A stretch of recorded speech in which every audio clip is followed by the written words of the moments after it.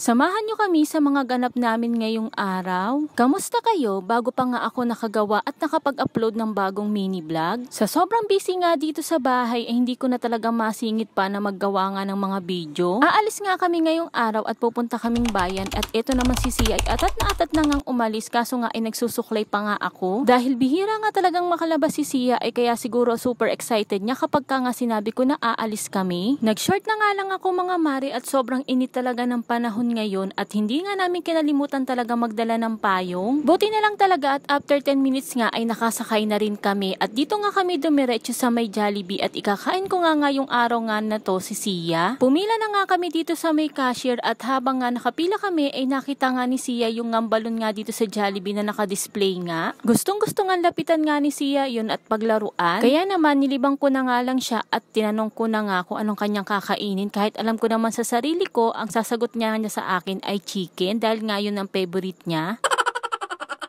Kasama ko nga yung isang anak ko na si Alexa at siya nga ang aking taga-video. Tumunog na nga yung bigay nga sa akin ng cashier yung parang bilog ba yun? Ano bang tawag dun sa Jollibee? At eto nga at pinick up ko na nga yung pinaka-order namin sa may counter. Nakadalawang balik nga ako sa counter nito dahil hindi naman kumpleto yung nakuha ko kanina. At dahil nga hindi nakasama yung dalawang anak ko ay tinanong ko na lang sila kung ano bang gusto nilang ipabili sa akin. Kumpleto na nga itong order namin. Bali nga sa amin ni Alexa ay mix and match na lang. Burger steak at sundae ang sa akin. At sa kanya naman ay burger steak at Coke float. Fast forward na nga tayo mga mari at hindi na nga ako nakapag-video habang kumakain nga kami at inaintindi ko nga si Sia. Pinipicturan ko nga si Sia dito nga kay Jollibee kaso ay hindi naman nakatingin nga sa camera itong ang batang to. Sumaglit nga lang kami ng punta nga dito sa May Dali at dito na lang din kami bibili ng iba naming pangangailangan sa bahay. Nasarapan nga yung mga anak ko dito nga sa Coffee One kaya naman bumili na nga ako ng 1 dosena nitong Coffee Blanca. At ang mura lang kasi nitong mga mari nasa 5 pesos lang ang isa.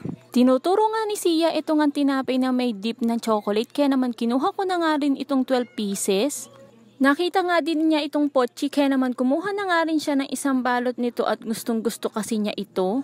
May mura nga din ditong tasty nasa 39 pesos lang kaya naman kapag ka nga bumibili ako ng tasty dito ay ginagawa ko na talagang 2 piraso. Kumuha na nga rin pala ako dyan ng peanut butter dahil nga titikman namin. Para sa amin nga ay sulit nga ang pagkakabili namin do sa peanut butter na 59 pesos. Masarap siya at hindi nga siya gaanon katamis. Nakalimutan ko nga pala na wala na rin kaming asukal sa bahay kaya naman bumalik nga ulit ako dito sa may bandang tinapay at dito nga nakalagay yung asukal at kumuha na nga rin ako ng 1 kilo. Naalala ko nga na wala na nga palang napkin din sa bahay kaya naman kumuha na nga ako ng 3 balot at eto nga si Sia. Sayang siya talaga sa pagtutulak nga nitong basket na pinamili namin. Dito naman sa may frozen section ay kumuha na nga lang ako dito ng pork kasim, giniling, ham, tsaka ng cream dory. Compare mo nga sa ibang supermarket ay mura nga dito ang cream dory kaya naman bumili na rin ako. Sa taas talaga ng bilihin ngayon mga mare ay humahanap talaga tayong mga nanay kung saan ba tayo makakamura. Dito nga sa may Dali ay talagang tayo nga ang magbabag nitong mga pinamili natin dito dahil nga walang bagger sila. At bago nga kami umuwi ay dumaan nga muna kami dito nga sa may Pandayan at ibibili ko nga ng lapis si Sia para naman maturuan ko na nga siyang kahit papano ay magsulat-sulat. Sakto naman at may pinabibili nga rin si Nicole na mga props para nga sa kanilang sayaw kaya naman inaantay nga namin at kinukonfirm nga namin kung tama nga ba yung mga bibilihin namin. Nakita ko naman na nagpunta nga si Sia dito nga sa mga toy section at may tinitingnan nga siya at may tinuturo nga siya sa akin pero hindi naman siya nagpapabili sa akin mga mare. Pinuntahan ko na nga siya mga mari at yung mga ginagalaw nga niya ay inaayos ko na nga rin at binabalik ko na nga dun sa pinagkunan niya. Kumuha na nga rin ng basket eto nga si Alexa para dito nga namin ilagay yung mga bibilhin nga namin. Nagkataon naman na sumagot na nga yung kapatid niya na kung ano bang mga pabibili. Mabuti na lang talaga at nabasa nga agad ni Nicole yung chat nga ng ate Alexa niya. Saka iikot nga ni Sia ay nakita nga niya itong balon dito kaya naman pilit niya nga tinuturo sa akin eto ngang yellow at purple na balon dahil napakahilig talaga nitong batang ito sa lobo.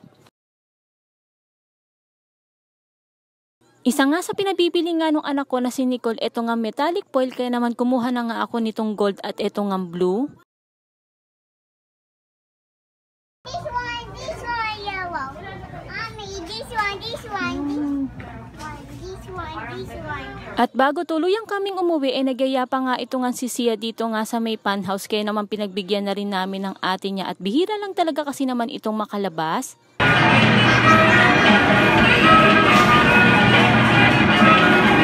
Tuwang-tuwa nga itong si Sia at nakalabas na naman siya at nakagala na naman. At nakasakay pa siya dito nga sa mga favorite niyang sakyan. Nagpahabol pa nga ako ng isang token nga dito kay Alexa at gusto pa nga sumakay nito si Sia nga dito sa may kotse at gusto pa niya ay siya na lang ang magsushoot nga ng token. Naglaro na nga rin dito si Alexa at may tinatarget nga daw siyang makuha at ibibigay niya nga ito kay Sia. Ang kaso nga ay hindi nga rin niya nakuha at nahihirapan nga daw siya. Dito naman niyaya ni Sia ang ate Alexa niya kaso nga ay nasayang din ang token at pinabayaan na nga lang namin na laruin niya. Nakasakay na nga kami sa tricycle nito pa uwi at napakainit talaga ng panahon. Kung hindi lang talaga kailangan ay ayaw ko rin naman lumabas at gusto ko na lang sa loob ng bahay. At kahit nga nakasakay ako dito nga sa tricycle ay ramdam ko nga talaga ang init ng singaw ng kalsada. O siya, hanggang dito na lang muna. See you on my next vlog. Thank you for watching. Bye!